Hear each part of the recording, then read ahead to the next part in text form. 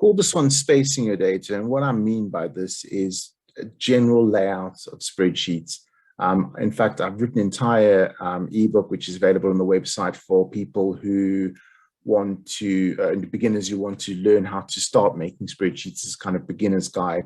And it actually focuses 99% on the layout and the design rather than the actual formulas, because the formulas are easy to learn. And so many people learn the formulas and they get the design so wrong that they end up making terrible spreadsheets.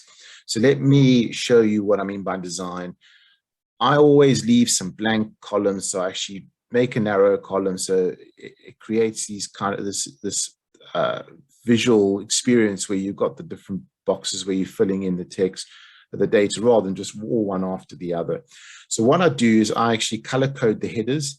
So in this case, the green one is data that you need to enter. So this is the data entry. The red cells are ones that are locked because they're formulated. In this case, I've just referred to the other cells. So it's nothing fancy. And then I've tallied up the totals at the top. So why do I tally the totals at the top? Why all this white space around there? Why the different colors? Why broken up into boxes? Very, very simple. Those are just three of the rules I go through. And the reason why I do that is simple. When you're entering data in a spreadsheet, you now know what's required of you, the green headers. You know not to touch that. Even if you did, it would be locked. You couldn't get access to it.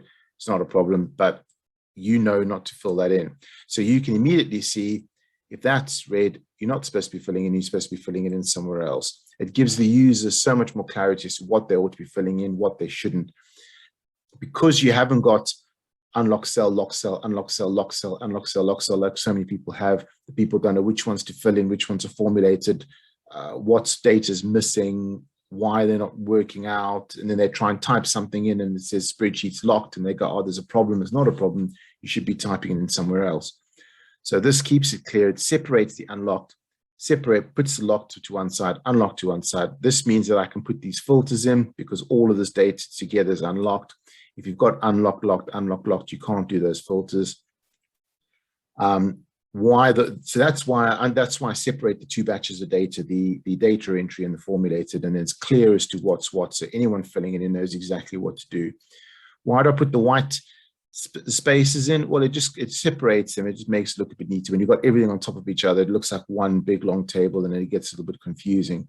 So I don't like to start right in the very first column because sometimes if you scroll across, you don't know that there's more stuff there. Whereas with here, when you scroll all the way to the left, you can see a white space. It kind of gives you a starting point and it just looks so much neater. I would invariably go when I'm done and hide that as well, so that you've got that clear indication. And I would go down to the bottom and I would shift control and down to select that and hide that. You can have a look at the video entitled Hiding Cells.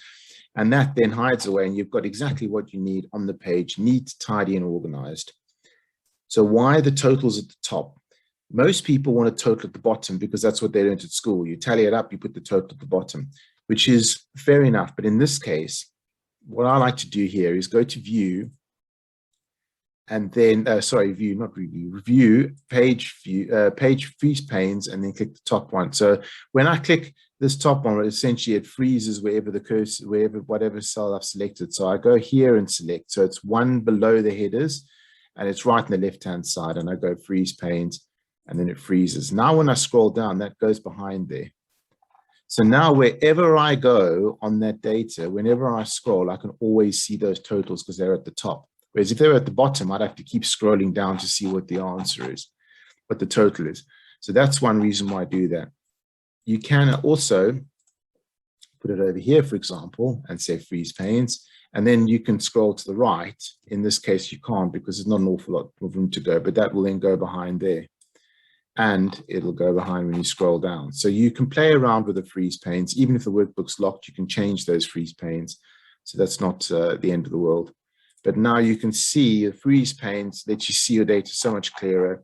Your headers are always there, which means you always know what you're looking at. When you scroll down, you still know what the column header is, rather than that disappearing and you've got to scroll up and go, oh yes, that was column C. Oh, which one was column C again? Back up to the top. You can see it all. You can see the totals. Everything's neat and tidy, and you can see the data that you're looking at. Spaces between separates all the different batches of data, and it's all clear, all neat, all tidy. And it doesn't take a lot longer to make something like that than it does to just dump everything in one big box and hope for the best. So yes, I hope that that really helps you. And I will say that I've been sent a lot of spreadsheets that are very, very complicated. Whoever made them, really, really good with formulas.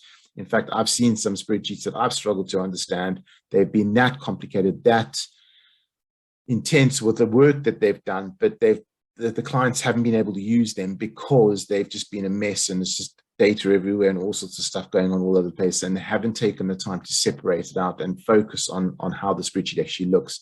And so many people will open a spreadsheet of mine and go, wow, that looks great. I know what's going on. It looks clear. It's presented nicely. And that's before they've even typed anything in. And it makes such an impact because it really makes such a difference to a spreadsheet, regardless of how clever the formulas are. So yeah, I hope that that really helps you. Thank you very much.